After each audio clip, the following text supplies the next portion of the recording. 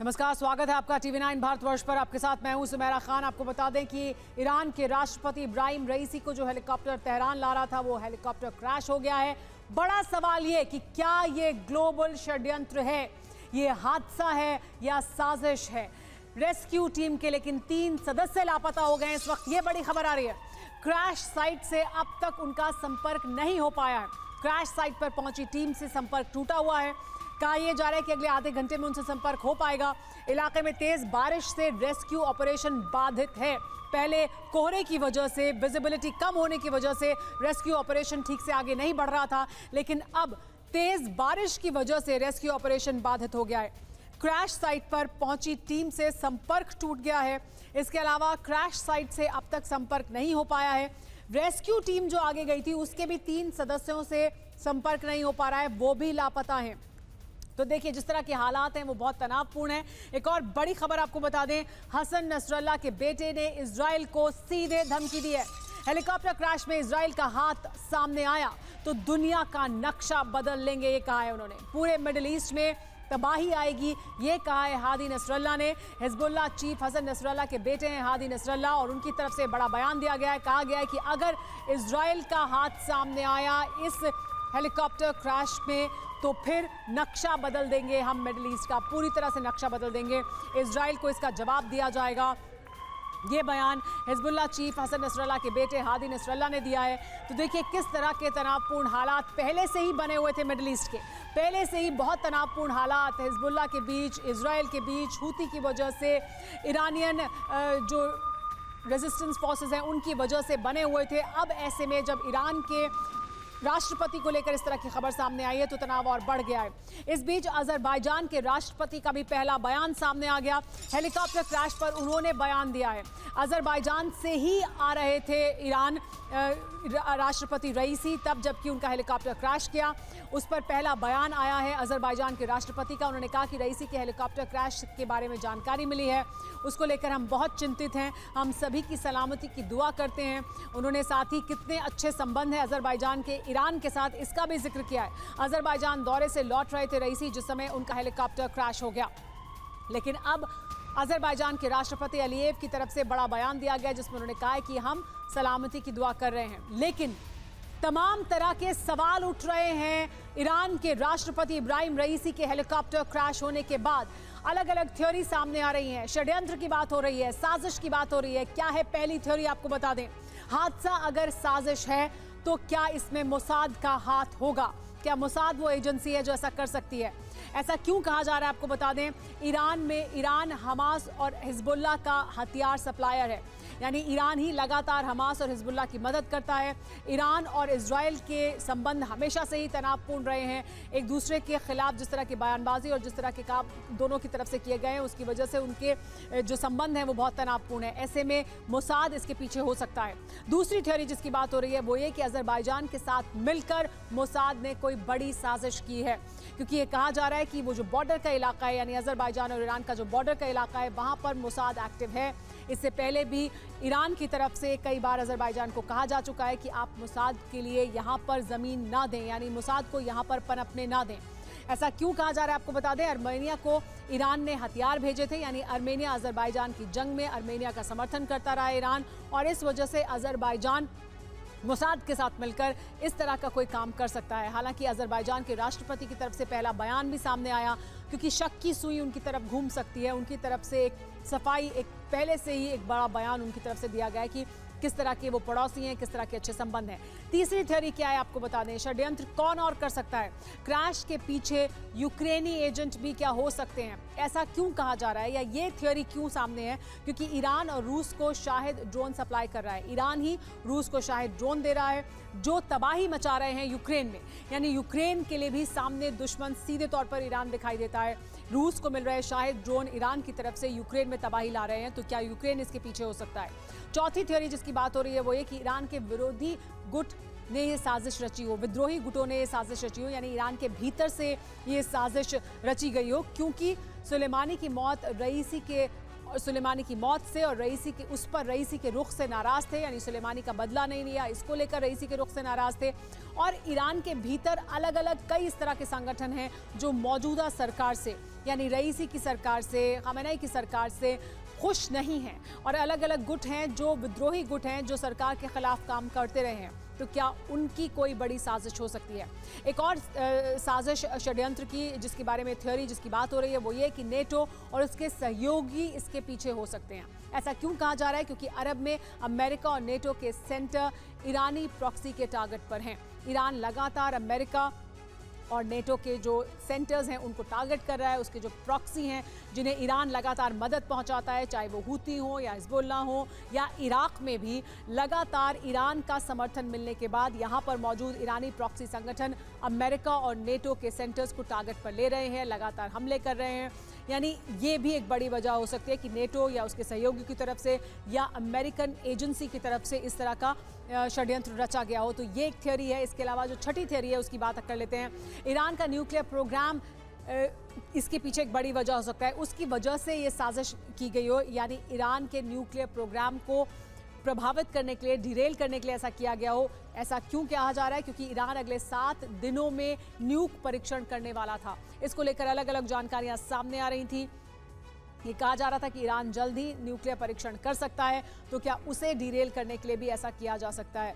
Ambassador Sachdev, क्या मैं एक एक थ्योरी पर आप सबकी प्रतिक्रिया लूंगी। हमारे साथ जो मेहमान मौजूद हैं, एम्बेसडर सचदेव, ये जो थ्योरी है कि ईरान न्यूक्लियर टेस्ट कर सकता है, ईरान की न्यूक्लियर कैपेबिलिटीज़ को लेकर पहले भी कहा जाता रहा है कि वो न्यूक्लियर कैपेबल है, वो बहुत जल्द न्यूक टेस्ट कर सकता है, और इसको लेकर अलग अलग डेडलाइंस आ रही थी सामने, कहा जा रहा था कि बहुत जल्द ऐसा हो सकता है। तो क्या उसे डिरेल करने की भी एक कोशिश हो सकती है? क्या ये साजिश हो सकती है? रेवोल्यूशनरी गार्ड के हेड ने पिछले महीने कहा था कि अगर इजराइल हमारे न्यूक्लियर इंस्टॉलेशंस के ऊपर हमला करता है तो हमें अपनी जो डॉक्ट्रिन है, हमारी जो फिलॉसफी है न्यूक्लियर वेपन्स न बनाने की, उस पर पुनर्विचार करना होगा। तो ऐसा अभी तक तो नहीं हुआ है, और ये थोड़ी अटकलबाजी होगी कि ईरान के अगर राष्ट्रपति की हत्या कर दी जाती है तो वो ईरान के न्यूक्लियर प्रोग्राम पर विपरीत असर करेगा या उसके पक्ष में असर करेगा। तो ये कहने से कुछ हिचकिचाहट होनी ज़रूरी है।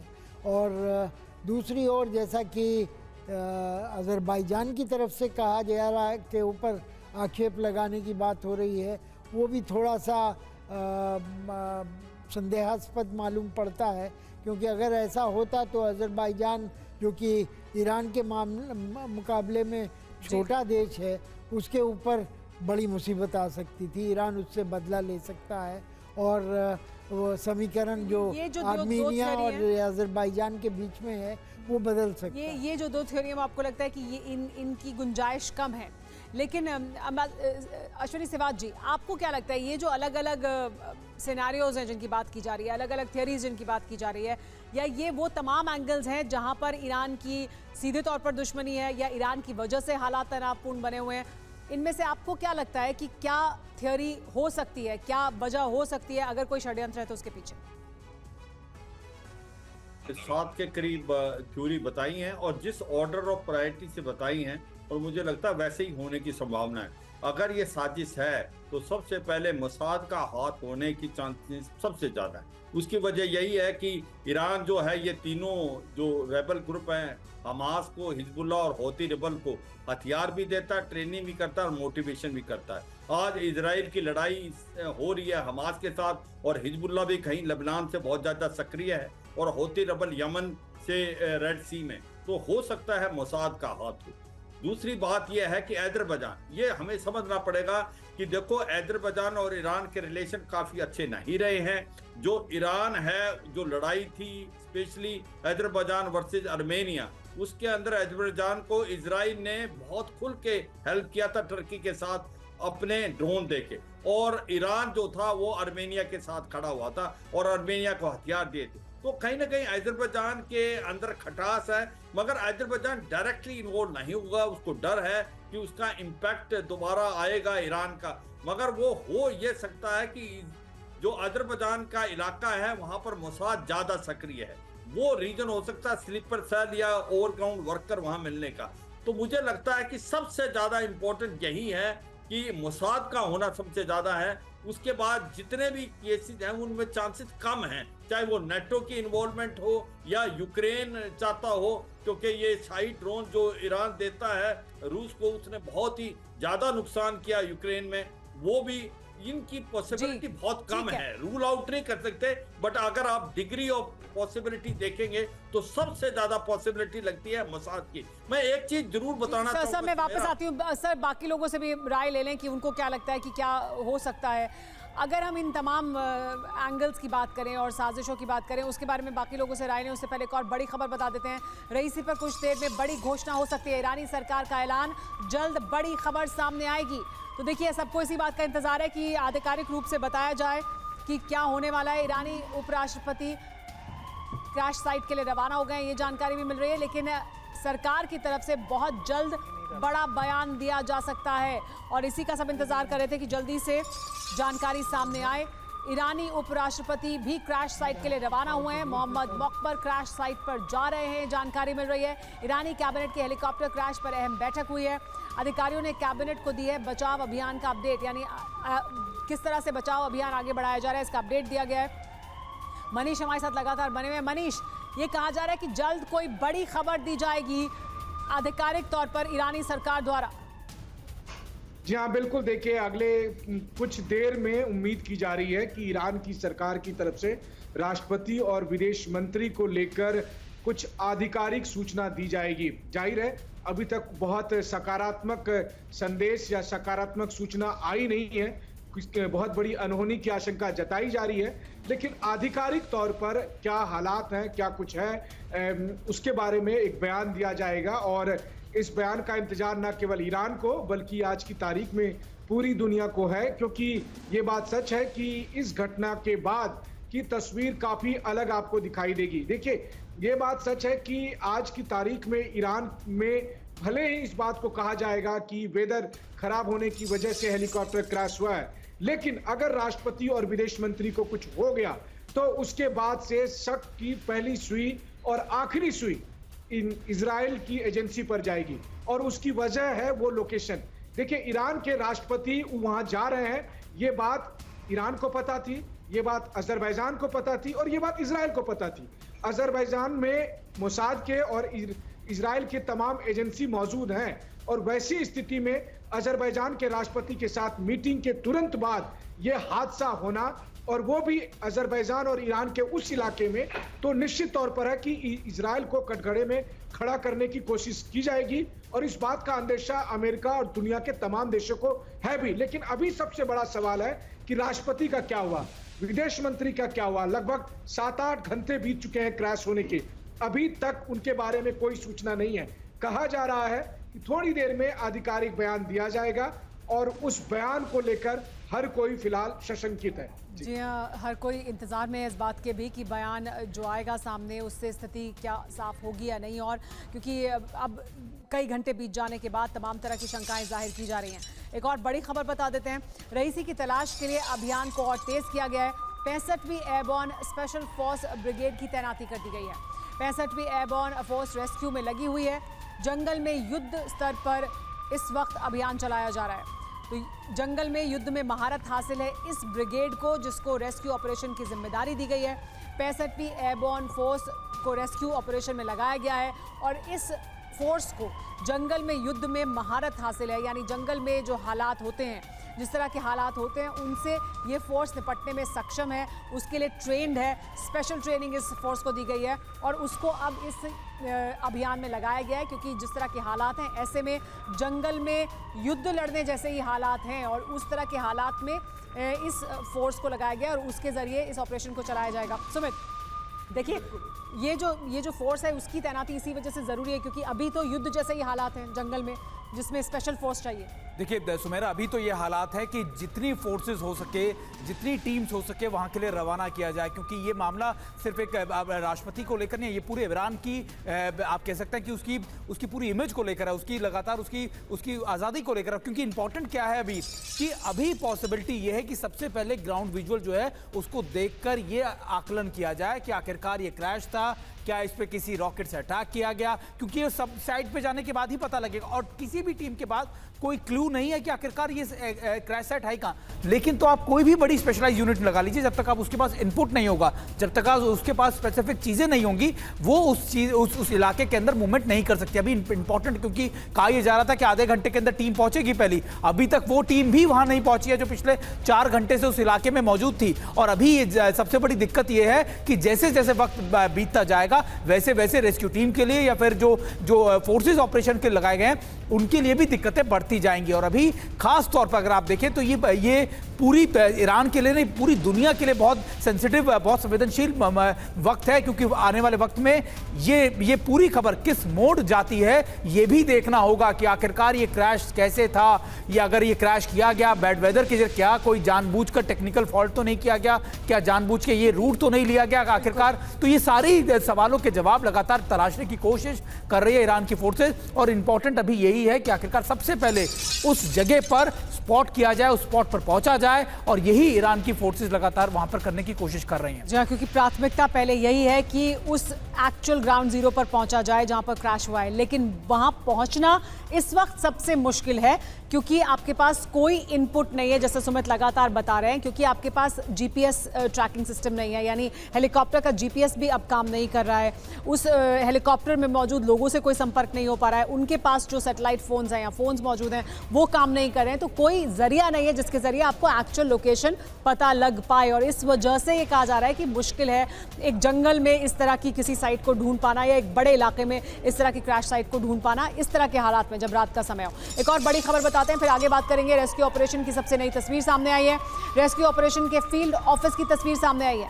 हादसे वाली जगह बनाया गया है फील्ड ऑफिस, तो देखिए फील्ड ऑफिस बनाया गया है हादसे वाली जगह पर। यहाँ पर तमाम टीमें मौजूद हैं, लेकिन ये फील्ड ऑफिस, ये तमाम एम्बुलेंसेज, वो एयर एम्बुलेंस जिसको तैनात किया गया है, वो तब कारगर होंगी जब उन्हें एक्चुअल ग्राउंड जीरो जहां क्रैश हुआ है वो मिल जाए और वहां तक टीम पहुंच जाए, और वो अब तक नहीं हो पाया है। इस वजह से टीम्स वहां मौजूद जरूर हैं, पूरी फोर्सेस को लगा दिया गया है, पूरी ताकत को लगा दिया गया है, तमाम तरह की जो स्पेशलाइज्ड फोर्सेस हैं उन्हें यहाँ पर भेजा गया है, लेकिन वो तब काम कर पाएंगे तब जबकि उनको वो जगह मालूम हो, वो इलाका मालूम हो, एक बड़ा इलाका उनको ज़रूर मालूम है, या जो लास्ट पॉइंट है जहाँ पर संपर्क हुआ वो मालूम है, लेकिन एक्चुअल क्रैश कहाँ हुआ है, उससे कितनी दूर जाकर हुआ है, किस इलाके में हुआ है, वो एक बड़ा इलाका है और उसमें ढूंढने की कोशिश की जा रही है, और इस वजह से चुनौतियाँ बहुत ज़्यादा हैं।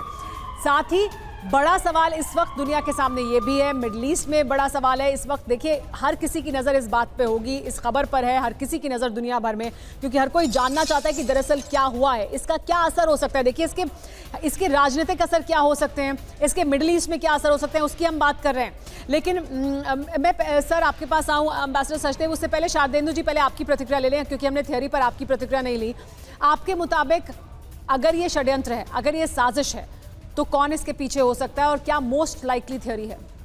देखिए जैसे जैसे समय निकलता जा रहा है साजिश की तरफ सुई ज़्यादा इंगित कर रही है। और सबसे पहला देखिए जिस तरीके के हालात हैं मिडिल ईस्ट में, पहली शक की सुई तो जाती है इजराइल के इंटेलिजेंस एजेंसी मोसाद पे, और जिस तरीके से वो उनका ऑपरेशन करने का तरीका रहा और जो उनकी कैपेबिलिटी है उसमें इस तरीके के हादसों को अंजाम देना शामिल है। तो जब मेरा मानना है कि इजराइल को बैक सीट पे लाने के लिए, जिससे वो अपने प्रॉक्सीज की मदद ना कर पाए, उसका डायरेक्ट बेनिफिट किसी कंट्री को हो रहा है, वो है इजराइल को। और इजराइल का जो मोसाद है वो इसको नहीं बर्दाश्त कर पा रहा है, क्योंकि उसका ऑपरेशन गाजा पट्टी पे इंस्टॉल्ड है, वो नहीं सक्सेस अचीव कर पा रहा है। नेशनल प्राइड की बात है इजराइल के लिए कि एक गाजा पट्टी पे आप पूरे तरीके से कब्जा या डोमिनेट नहीं कर पाए, लिहाजा एलिमिनेशन ऑफ लीडरशिप एक उनका मोडस ऑपरेंडी वो करते हैं, कर सकते हैं, ऐसी कैपेबिलिटी, लिहाजा शक उनके पास जा रहा है। दूसरा मेरा मानना है, जिस तरीके आपने बोला कि ईरान ने हमेशा से नॉन स्टेट एक्टर्स को फंडिंग किया, हथियार दिए हैं, कोई ऐसा डिसग्रंटल नॉन स्टेट एक्टर जिसमें इराक में बहुत सारे ऑपरेट कर रहे हैं, ईरान की धरती पे भी काफ़ी इस तरीके के लोग जो स्लीपर सेल में कन्वर्ट है या डिसग्रंटल हैं वो भी इसमें हो सकते हैं। लिहाजा जो इंटरनल फैक्शन है नॉन स्टेट एक्टर्स का, उसमें फ्रिक्शन और उन्होंने इसको अंजाम दिया हो, इसको भी रूल आउट नहीं किया जा सकता। जहाँ तक न्यूक्लियर का सवाल है या अजरबैजान का सवाल है, ये लो पॉसिबिलिटी होती है, लेकिन इसका पुख्ता सबूत मिलेंगे जब हमारी हमारी रेस्क्यू टीम एक्सीडेंट साइट पे पहुंचेगी और वो जो ब्लैक बॉक्स उसको अगर वो पकड़ लेते हैं तो उसमें किस तरीके का कन्वर्सेशन है, किस तरीके से पायलट ने कॉल किया है, क्या उसके डिटेल है, जब इसकी एनालिसिस किया जाएगा तो बिल्कुल दूध का दूध पानी अलग होता दिखेगा। क्या सबोटाज है, क्या ये एक्सीडेंट है, क्या हुआ हादसे में, इसके पूरे आपके मुताबिक सबसे ज्यादा शक की सुई जाती है मोसाद की तरफ, इजराइल की तरफ, और उसके बाद इंटरनल कोई डिसग्रंटल्ड एलिमेंट हो सकता है, यानी इस तरह का कोई नॉन स्टेट एक्टर जिसको जिस तरह के नॉन स्टेट एक्टर्स को ईरान समर्थन करता रहा है उनमें से कोई हो सकता है, या आपस में उनकी जो लड़ाई है या फ्रिक्शन है उसकी वजह से कोई संगठन हो सकता है ऐसा जो इसके पीछे हो। लेकिन एक और बड़ी खबर बता दें, क्रैश साइट पर रेस्क्यू ऑपरेशन को तेज कर दिया गया है। ड्रोन के जरिए क्रैश साइट की तलाश ली जा रही है। कई एडवांस ड्रोन क्रैश साइट भेजे गए हैं जिनके जरिए और ज्यादा जानकारी जुटाई जा रही है। ईरान की स्पेशल ड्रोन बटालियन को भी रवाना किया है। तो देखिए, ईरान ने इस वक्त अपनी पूरी ताकत, जो चीफ ऑफ स्टाफ कह चुके हैं कि हम अपनी पूरी ताकत लगा देंगे, हम पूरी ताकत लगाकर इब्राहिम रईसी और उनके साथ मौजूद तमाम लोगों को खोज लेंगे। पूरी ताकत लगाई गई है। स्पेशल ड्रोन बटालियन को भी यहाँ इस इलाके में जो ऑफिस बनाया गया है वहाँ पर रवाना कर दिया गया है। एक और बड़ी जानकारी, बचाव कर्मी पैदल ही घटनास्थल की ओर जा रहे हैं। देखिए, क्योंकि ये इस तरह का इलाका है जहाँ पर पैदल ही हो सकता है रेस्क्यू ऑपरेशन। सड़कें कच्ची होने से रेस्क्यू में दिक्कत है। बारिश हो रही है, पहले विजिबिलिटी कम थी, कोहरा था, और उसके बाद बारिश होने लगी। बारिश होने से मुसीबत बढ़ गई है। कच्ची सड़कें हैं, कच्चा रास्ता है, जंगल का इलाका है, तो रेस्क्यू टीम्स जो हैं वो पैदल ही आगे बढ़ रही हैं। कीचड़ की वजह से गाड़ियों का जाना मुश्किल है, तो गाड़ियां आगे नहीं जा रही हैं। ईरान के सरकारी टेलीविजन के हवाले से खबर सामने आ रही है, इस इलाके में अंधेरा और ठंड बहुत ज़्यादा है। तो देखिए, ये हालात बने हुए हैं रेस्क्यू ऑपरेशन के। लेकिन एम्बेसडर सचदेव, हम जहां एक तरफ कौन इसके पीछे हो सकता है अगर ये साजिश है तो, और क्या थ्योरी है उसके ऊपर बात कर रहे हैं, लेकिन ईरान में इस तरह का अगर घटनाक्रम हुआ है जहां पर जो ईरान के राष्ट्रपति हैं उनको लेकर तमाम तरह की आशंकाएं जाहिर की जा रही हैं, उनकी सलामती को लेकर आशंकाएं जाहिर की जा रही हैं, ऐसे में किस तरह से अर्थव्यवस्था को, ईरान की अर्थव्यवस्था को, तेल जो ऑयल इकोनॉमी है उसको, उस पर क्या इसका असर पड़ सकता है और उससे दुनिया में क्या असर पड़ सकता है? जी, ईरान काफ़ी बड़ा तेल उत्पादक है और इसका ज़्यादातर निर्यात चीन को होता है। करीब 3 मिलियन बैरल पर डे इनका उत्पादन है और इसमें ज़्यादातर या तो अपनी खपत के लिए या चीन को बेचा जाता है। तो अगर इस तरह इस निगाह से देखें तो इसका सीधा असर चीन की अर्थव्यवस्था पर होगा और तेल का दाम जो है वो इस अनिश्चय की स्थिति में, इन परिस्थितियों में जो बढ़ने की संभावना है, क्योंकि इसमें अगर व्यवधान होता है तेल उत्पादन में या ईरान की अर्थव्यवस्था में या नई टीम के टेक ओवर करने के समय के 50 दिन के दौरान अगर कुछ ऐसी चीज़ें होती हैं तो तेल के दाम में काफ़ी बढ़ोतरी हो सकती है। दूसरी ओर ये भी कहना चाहूँगा कि गैस के दाम में भी इसका असर होगा। ईरान एक बहुत बड़ा गैस का उत्पादक देश है, हालांकि निर्यात ये ज़्यादा नहीं करता है। तीसरी तरफ से अगर देखें कि अगर ईरान की करेंसी काफ़ी कमज़ोर हुई पड़ी है अभी तक पहले से ही, और इसमें और ज़्यादा कमज़ोरी आ सकती है, तो इससे मुद्रास्फीति अपने ईरान के अंदर बढ़ेगी और इससे जनता में असंतोष की संभावना बढ़ने की संभावना और बन जाती है। और अगर चुनाव अगले 50 दिनों के अंदर राष्ट्रपति के होने वाले हैं तो इस पर जनता के आक्रोश का असर पड़ सकता है। तीसरी ओर अगर और आगे जा कर के देखना चाहें तो ये जो व्यवधान आया है इसका परमाणु जो उनका कार्यक्रम है उसके ऊपर क्या असर होगा, इसके बारे में अभी कुछ कहने की संभावना कम है, लेकिन ये व्यवधान उसके लिए बेहतरी तो नहीं होगा। ईरान के राजनीतिक शीर्ष पर अगर इस तरह के संकट आते हैं तो उसका कोई अच्छा परिणाम नहीं मिलने वाला है। दूसरी ओर अगर विदेश नीति की तरफ देखें तो विदेश मंत्री काफ़ी सक्रिय रहे थे। पिछले महीने ये ओमान गए थे और इन्होंने विश्वास दिलाने की कोशिश की थी कि इजराइल से बदला हम ज़रूर लेंगे। बहुत बहुत बहुत लेकिन प्रभाव पड़ेगा। वो बदला सिर्फ नाम मात्र के लिए होगा। वो उसमें इजराइल के जो संवेदनशील जो संस्थान है उन पर हमला नहीं किया जाएगा। तो बहुत से हालात हैं जो इससे सीधे तौर पर जुड़े हुए हैं, बहुत से ऐसे हालात हैं जो सीधे तौर पर नहीं जुड़े, लेकिन उस पर प्रभाव पड़ सकता है इसका, ईरान के भीतर भी और ईरान के बाहर भी। इस बीच एक और बड़ी जानकारी आ रही है। ईरानी रक्षा विशेषज्ञ ने बड़ा दावा किया है। उन्होंने बताया कि राष्ट्रपति के हेलीकॉप्टर में विशेष सिस्टम इंस्टॉल था। क्रैश के बाद कम्युनिकेशन एक्टिव रहता है, विशेष सिस्टम इंस्टॉल्ड है।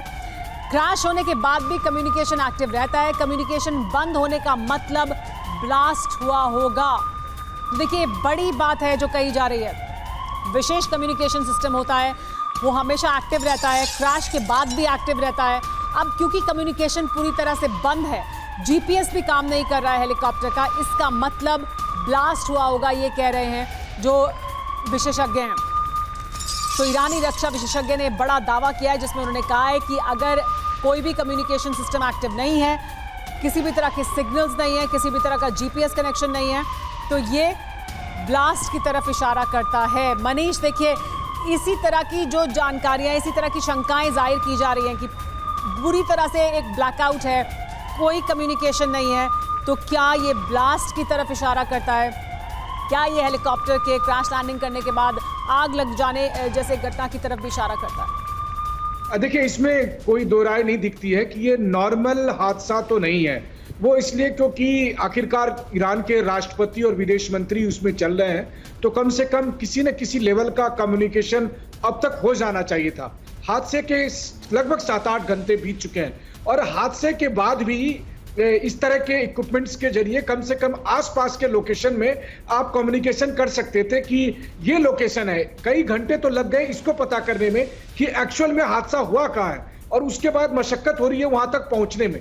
इसीलिए इस बात की गुंजाइश बढ़ रही है कि इसमें बजाय मौसम की खराबी की वजह से हादसा की जगह ये साजिश का शिकार हो सकता है या इसको टारगेट किया गया है, और इसको लेकर ईरान में काफी हलचल है। ईरान की सुरक्षा एजेंसियां ऐसा मानकर चल रही है। देखिए, खुदा ना खास्ता अगर ऐसा हुआ, अगर कहीं किसी भी तरह से ये खबर आई कि ईरान के राष्ट्रपति और विदेश मंत्री को लेकर अच्छी सूचना नहीं है, कुछ अनहोनी हो गई है, तो उसके बाद ईरान पर दबाव बनेगा, क्योंकि ईरान उसके बाद देखेगा। और देखिए, लोकेशन भी बेहद महत्वपूर्ण है। अगर ये घटना तबरीज में हुई होती, अगर ये घटना तेहरान में हुई होती, इस्फहान में होती, तो आप एक बार कह सकते हैं कि हादसा हुआ है। ये घटना घटी है कहाँ? ईरान और अजरबैजान के बॉर्डर पर।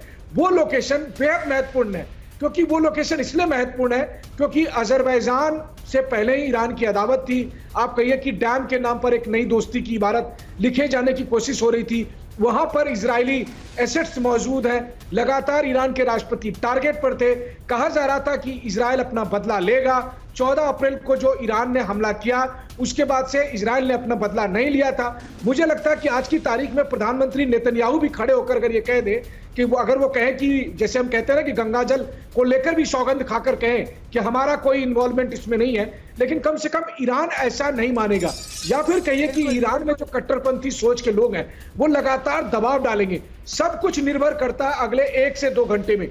जैसे ही कोई खबर आती है, अगर ईरान के राष्ट्रपति और विदेश मंत्री सलामत हैं, तो फिर आप कहिए कि एक बड़े युद्ध होने से रोका जा सकेगा। लेकिन अगर वो सलामत नहीं है, तो फिर ईरान के सुप्रीम लीडर, ईरान के सेना, ईरान की IRGC, वो सब ना चाहते हुए भी इजराइल पर ही ब्लेम करेंगे। वो अमेरिका को ही ब्लेम करेंगे, भले ही मौसम की वजह से हो। और मनीष, सुलेमानी को जब टारगेट किया गया था, उसके बाद हमने देखा था कि किस तरह से ईरान के भीतर भी ये मांग लगातार उठती रही थी कि इसको लेकर हमें कुछ बड़ा करना चाहिए।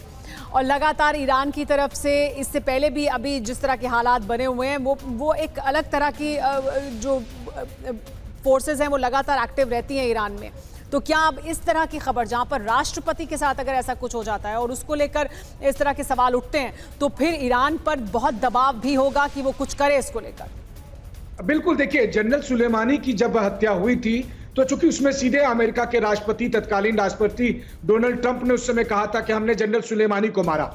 लेकिन आज की तारीख में हालात अलग है। 1 अप्रैल को जब सीरिया में इराकी कॉन्सुलेट पर हमला हुआ, उसके बाद से ईरान ने बदला लिया। ईरान ने 350 ड्रोन और मिसाइल से इजराइल पर हमला किया। फिर इजराइल की तरफ से हमला लेने की बात आई, लेकिन फिर जिस तरह के 3 छोटे छोटे जो ड्रोन है उससे हमला हुआ, तो ये कहा गया कि इजराइल अब तक बदला नहीं ले पाया है और ईरान ने बहुत संतुलित तरीके से पूरे मामले को हैंडल कर लिया था। लेकिन आज की घटना जनरल सुलेमानी की हत्या या फिर जो 14 अप्रैल से बहुत बहुत बड़ी है, क्योंकि मसला ईरान के राष्ट्रपति का है, मसला ईरान के विदेश मंत्री का है। और आज की तारीख में आप सोचिए 3 हेलीकॉप्टर अजरबैजान से रवाना होते हैं, अजरबैजान के राष्ट्रपति से मुलाकात के बाद रवाना होते हैं।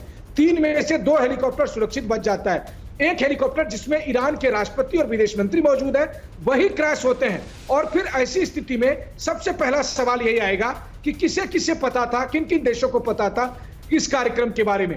अगर ये लोकेशन, मैं बार बार कह रहा हूं, अगर ये लोकेशन कोई और होता तो एक बार के लिए ईरानियन सरकार अपनी जनता को समझा पाती कि नहीं, इसमें इजराइल का हाथ नहीं है। लेकिन मनीष, आप बड़ी बात कह रहे हैं, इस पर हमारे जो एक्सपर्ट मौजूद है उनकी भी राय ले लेते हैं। शाहदेंदु जी, जो आशंकाएं जाहिर की जा रही हैं कि अगर कोई भी इस तरह की खबर सामने आती है जिसपे ईरान के जो राष्ट्रपति हैं उनको लेकर जो अब शंकाएं जाहिर की जा रही है, अगर ऐसी कोई भी खबर उनकी सलामती को लेकर सामने आती है कि वो सलामत नहीं है या उनको कोई किसी तरह का नुकसान पहुंचाए, तो फिर कितने तनावपूर्ण हो सकते हैं हालात?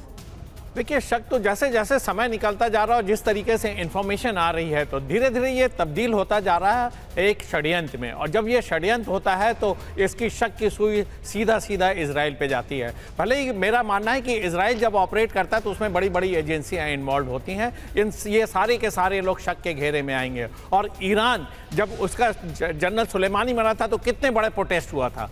तो अभी आप हेड ऑफ स्टेट को आपने एलिमिनेट किया है एक सबोटाज द्वारा, तो देखिए ईरान में कितनी उबाहल होगी, कितना वहाँ लोगों में रोष होगा। और इसके रिपरकशन देखिए, अगर इजराइल इस तरीके की चीज़ें प्रूव होती हैं, ये समय बताएगा, थोड़ा सा संयम की जरूरत है। एक बार चीज़ें पुख्ता हो जाएं तो इसका देखिए बदला तो ईरान जरूर लेता हुआ दिखेगा। इजराइल का अब देखिए लड़ाई जरूर शुरू की है, लड़ाई बेआउट कंट्रोल होती जा रही, बेलगाम होती जा रही है। अगर ईरान ऐसे हमले का जवाब देता है तो क्या होने जा रहा है मिडिल ईस्ट में, आप ऐसी संभावनाओं को देखें। लड़ाई इसीलिए कहा जाता है लड़ाई शुरू करना आसान होता है लेकिन उसको खत्म करना मुश्किल होता है। लिहाजा जब भी लड़ाई हो उसको तुरंत खत्म करिए।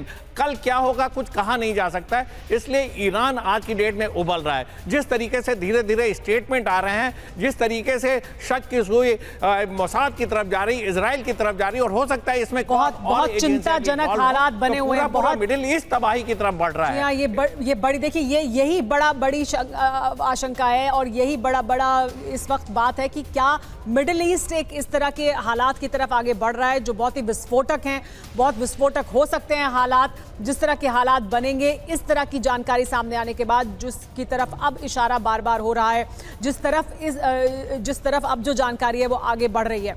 हमारे साथ सभी मेहमान लगातार बने हुए, लेकिन एक बड़ी खबर आपको बता देते हैं। कम्युनिकेशन सिस्टम को लेकर जो बड़ी जानकारी आई है उसको लेकर ये कहा जा रहा है कि विमान के अंदर धमाके की आशंका जाहिर की जा रही है।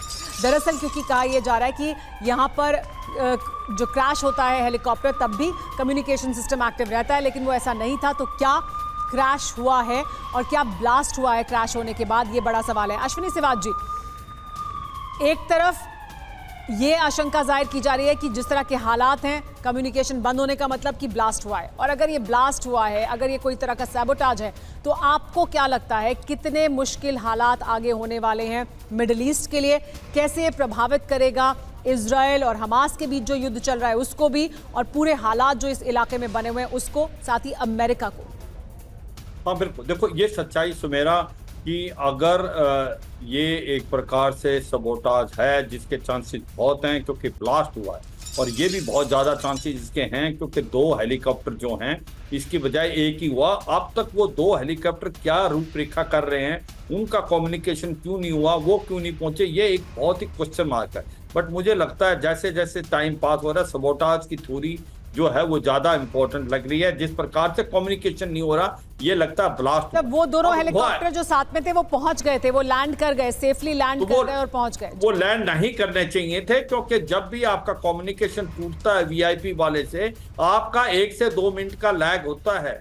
हम तो इस चीज में रह चुके हैं तो हम यही बताएंगे, ऐसा थोड़ी है कि आप वीआईपी का हेलीकॉप्टर पीछे छोड़ के खुद लैंड हो जाओ। बट इन एनी वे सच्चाई ये है कि अब होगा क्या। ये सच्चाई है कि अगर इब्राहिम रईसी जो प्रेसिडेंट हैं और उनके फॉरेन मिनिस्टर हैं इस हादसे में मारे जाते हैं और इसमें ये साफ प्रूव हो जाता है कि ये सबोटा था और इसके अंदर मसाद के होने के चांसेस ज्यादा हैं, तो फिर ये जो लड़ाई हो रही है इजराइल वर्सेस हमास, ये एक नया रूप लेगी। और आप देखेंगे हिजबुल्लाह, होती रेबल यमन से कर रहे हैं। हो सकता है कि जो मिडिल ईस्ट के अंदर दूसरे देश हैं, मुस्लिम वर्ल्ड, जो खुल के नहीं आए हैं अभी तक हमास की तरफ या ईरान की तरफ, पैलेस्टाइन की तरफ, उनका अब क्या रुख होगा? क्या ईरान अब चुप रहेगा? क्योंकि ईरान के यानी इसका दायरा भी और बढ़ सकता है, बहुत और खतरनाक हालात हो सकते हैं, बहुत लड़ाई के हालात बहुत जो ईरान के थर्ड वर्ल्ड वॉर की तरफ जाते हैं, वो और अग्रेसिव हो सकते हैं। यानी तमाम तरह के जो हालात हैं वो और खराब होने की तरफ इस वक्त इशारा कर रहे हैं। आप सब हमारे साथ बने रहें, इस बड़ी खबर पर लगातार बने हुए हैं, क्योंकि कहा जा रहा है कि कुछ समय बाद ईरान की सरकार की तरफ से कोई बयान दिया जाएगा, बड़ी खबर सामने आएगी, तो उस पर भी नजर बनी रहेगी।